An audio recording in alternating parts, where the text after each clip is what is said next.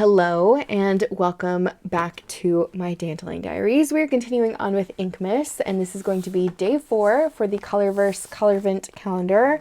Let's see if we can get a better ink than yesterday, being that yesterday was a little bit of a light one. I kind of want to see if we get another really good dark ink today. So for day 4, looks like the ink is called Sailing Stones, and it looks kind of brown, which makes me excited. But our little card here says, Sailing Stones is a color inspired by the phenomenon of sailing stones, rocks that seem to move on their own. Maybe kind of like an asteroid kind of situation. I'd have to really, I kind of want to look up like an image of these on Google to see what they actually may look like. So for the ink bottle itself, it looks like we have another standard one. I don't see any shimmer in this. I'm really curious to see if we get any shimmers from Colorverse because their standard line of inks that they normally produce have shimmers.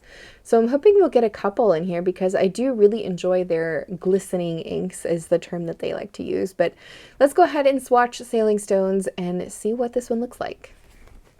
Okay, so color-wise, I'm mildly disappointed.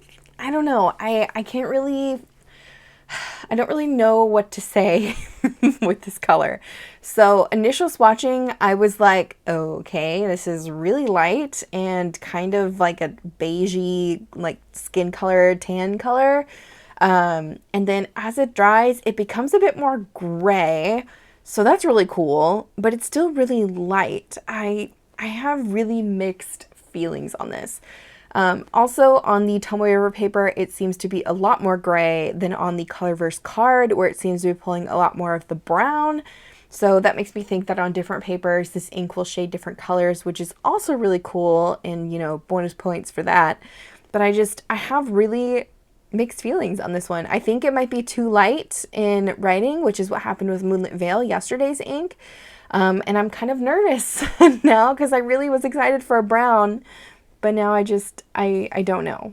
I don't know. But let me just compare to the brown inks from my swatch book and we'll see if I have anything quite like this anyways.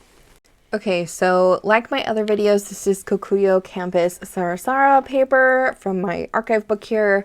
And I'm just going to kind of see if I have anything similar. Honestly, the Birmingham Pen Company's burlap is really close with that it's kind of like a gray brown and it's very light.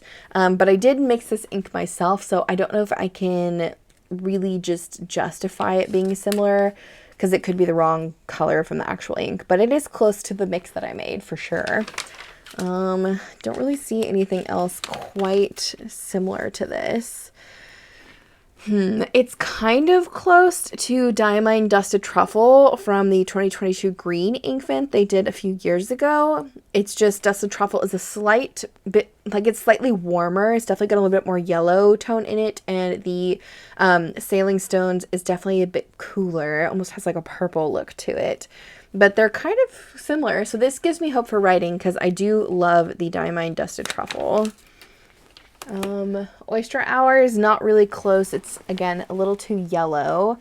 Versal Process Maple or Majestic Maple Syrup, again, is a bit too yellow.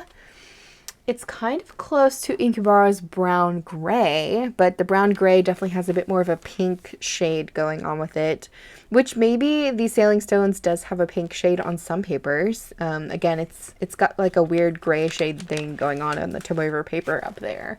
But let's see what else we got. Okay, it's similar in tone to the Robert Oster Chalk Pudding, and Chalk Pudding is much darker. Interesting. Also very similar to Sailor 𝗫𝗄𝗃 𝗫𝗃, which is a fabulous ink, and it is light but legible. That also gives me some hope, but these are actually really, really close. I'd say that's probably the closest so far. And this is the new Sailor Mano ink 𝗬𝗄𝗃, I think it's 𝗬𝗃. And this one is close in the base tone, but this does shade almost like to a purple. Yeah, I'm going to say that the Sailor 𝗫𝗄𝗃 𝗫𝗃 is probably the closest I have to this. But I'm really tempted to see how well this writes, because if it's too light in writing, I'm basically going to have another bottle of painting ink on my hands. And here we have the writing sample for Sailing Stones. Again, I'm still a little iffy on this one. So it actually is pretty legible in writing. It's more legible than I thought, I would say. But this is using the Fude nib on this Sailor Hocoro pen. So I don't think in fine or extra fine pens, this ink would do really well. It was also fairly dry. I wouldn't say so dry that it was like hard to write with, but it definitely was on the drier side. Yeah, I would definitely think this would be great in like a broad, wet flowing pen, but I personally am slightly disappointed. I hate to say it because it's really pretty. It's gorgeous in terms of the color and the shading, and I think in painting it would be phenomenal, but with writing it's just a little lackluster and just, yeah, a little dull. I hate to say that, but I'm gonna be honest, so here we are. Anyways, let me know what you guys think about Sailing Stones in the comments. Do you think it's great? Do you think it could use maybe a little bit of a darker tone to it? Let me know what you guys think.